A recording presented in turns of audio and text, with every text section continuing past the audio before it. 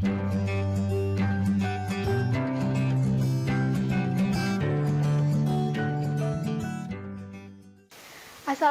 warahmatullahi wabarakatuh. Nah, pada kesempatan kali ini kita akan membahas materi biologi kelas 10 pada bab terakhir, yaitu mengenai perubahan lingkungan. Ya, perubahan lingkungan ini merupakan salah satu isu lingkungan yang sangat sering sekali kita dengar, dan salah satunya adalah pencemaran. Pencemaran atau polusi bisa kita artikan sebagai proses masuknya polutan ke dalam suatu lingkungan, sehingga menurunkan mutu lingkungan tersebut, baik komponen biotiknya maupun komponen abiotiknya. Dan polutan itu sendiri merupakan bahan pencemar lingkungan yang dapat berupa kimia, debu, panas, suara, radiasi, dan mikroorganisme. Nah, perubahan lingkungan ini ternyata bisa terjadi akibat dua faktor, bisa oleh faktor manusia dan juga oleh faktor alam. Nah, namun ternyata beberapa jenis pencemaran telah ada definisinya. Nah, yang pertama adalah macam-macam pencemaran menurut tempat terjadinya. Yang pertama adalah pencemaran udara. Jelas ini terjadi di udara di sekitar kita. Apa saja polutan yang ada di pencemaran udara? Nah, yang pertama adalah gas dari gunung berapi, kemudian dari pembakaran minyak bumi dan juga batu bara. Gas-gas yang dihasilkan oleh tempat-tempat tersebut akan membuat lingkungan menjadi tidak bersih lagi gitu. Ada kandungan gas metana, kemudian gas-gas dari bumi lainnya. Yang kedua adalah gas karbon dioksida. Nah, ini merupakan gas hasil pembakaran, baik itu dihasilkan oleh kendaraan bermotor yang biasa kita gunakan ataupun oleh pabrik dan lain sebagainya. Nah, yang ketiga adalah gas karbon monoksida. Gas ini juga merupakan salah satu gas yang berbahaya yang apabila terhirup oleh manusia terlalu banyak, maka akan menghambat penyerapan oksigen oleh tubuh kita. Gas karbon monoksida juga sama, biasanya ditemukan pada gas hasil pembakaran kendaraan-kendaraan bermotor. Yang ketiga, pencemaran udara bisa juga disebabkan oleh partikel padat, baik itu bakteri, virus, maupun yang lainnya.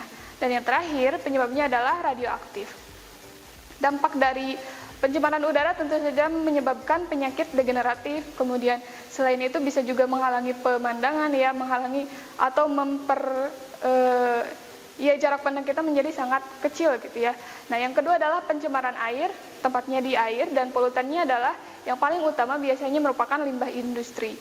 Limbah industri dari industri yang tidak bertanggung jawab atau tidak sesuai dengan AMDAL-nya akan mencemari air sehingga merusak komponen-komponen ekosistem air yang ada di sana.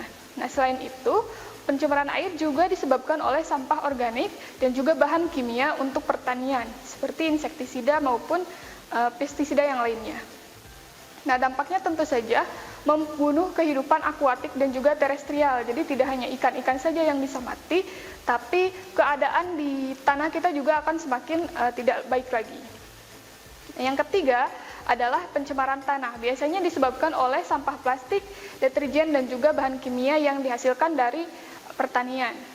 Nah, pencemaran tanah ini menyebabkan mengubah struktur tekstur tanah juga ya, dan juga selain itu bisa menimbulkan penyakit genetis juga. Penyakit-penyakit yang lainnya juga bisa ditimbulkan karena tanah yang ada di sana akan tercemar, kemudian akan terserap toksin-toksinnya ataupun bahan-bahan pencemar lainnya ke dalam makanan yang akan kita makan.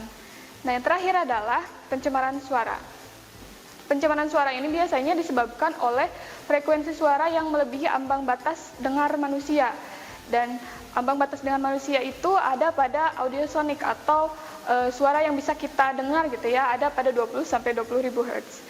Nah, dampak yang ditimbulkan dari pencemaran suara ini adalah perubahan tekanan darah, kemudian perubahan denyut nadi, kontraksi perut, gangguan jantung, stres, bahkan bisa menyebabkan gangguan mental yang lebih parah lagi. Yang kedua, pencemaran berdasarkan jenis bahan pencemar yang masuk ke dalam lingkungan.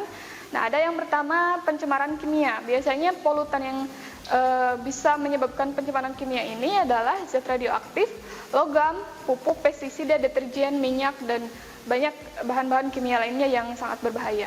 Dampaknya tentu saja tercampurnya zat kimia ini terutama dengan tanah. Nah, yang kedua adalah pencemaran biologi.